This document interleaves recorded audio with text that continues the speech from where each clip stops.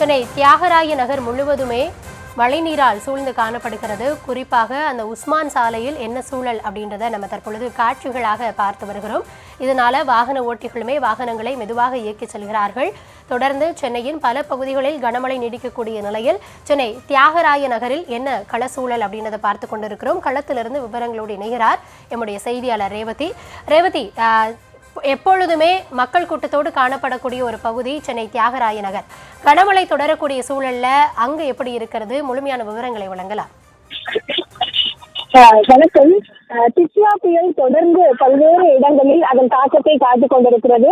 அது தொடர்ந்து வலுவிழந்திருக்கக்கூடிய நிலையிலும் கூட ஆழ்ந்த காற்றழுத்த தாழ்வு மண்டலமாக சென்னைக்கு மிக அருகில் கிட்டத்தட்ட 50 கிலோமீட்டர் தொலைவில் நீடித்து வரக்கூடிய நிலையில் சென்னையின் பல்வேறு பகுதிகளில் குறிப்பாக கடலோர பகுதிகள் மட்டுமின்றி சென்னையின் புறநகர் மற்றும் நகர்ப்புற பகுதிகளிலுமே மழை காலை முதலே பெய்து வருகிறது. அதன் ஒரு பகுதியாக சென்னை தியாகராய நகர் பகுதிகளிலுமே காலை முதலே மழை பெய்து வருகிறது.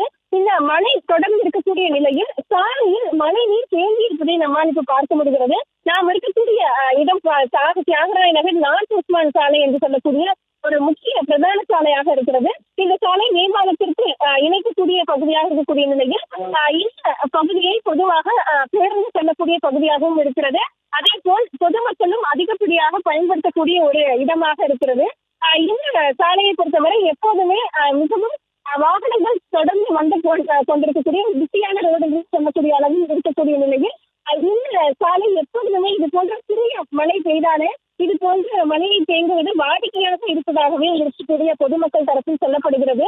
ஏற்கனவே சென்னை மாநகராட்சியை பொறுத்தவரை மழைநீர் வடிகால் பணிகள் மழைநீர் வடிகால்களை தூர்வாறுதல் உள்ளிட்ட பல்வேறு பணிகள் மழை காலத்திற்கு முன்னதாக, அதாவது இந்த வடகிழக்கு பருவமழைக்கு முன்னெச்சரிக்கை நடவடிக்கையாக எடுக்கப்பட்டிருந்தாலும் கூட இது போன்ற லேசான மழை, அதாவது கிட்டத்தட்ட ஒரு 10 சென்டிமீட்டர் அளவுக்கு கூட மழை தற்பொழுது வரை பொழிந்திருக்காத நிலையில் காலை முதலே ஒரு மிதமான மழைதான் சென்னையின் பல்வேறு பகுதிகளில் இருந்து வருகிறது. இந்த மழைக்கு சென்னையில் பல்வேறு சாலைகளில் நீர் தேங்குவது என்பது ஒரு ஆபத்தான சூழலை எதிர்கொள்வதாக உணரப்படுகிறது என்று பொதுமக்கள் தரப்பில் தெரிவிக்கப்படுகிறது. ஏனென்றால் இன்னும் வரக்கூடிய நாட்களில் காற்றழுத்த தாழ்வு பகுதியில் புயலும் சென்னைக்கு அதிகமாக இருந்தால் எந்த அளவிற்கு தாக்கம் இருக்கும் என்று கேள்வி எழுக்கிறது.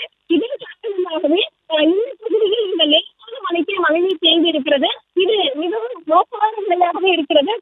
மாநகராட்சி தரப்பு இருக்கக்கூடிய நடவடிக்கைகளை வேகப்படுத்த வேண்டும் என்பது பொதுமக்கள் தரப்பில் கோரிக்கையாக இருக்கிறது.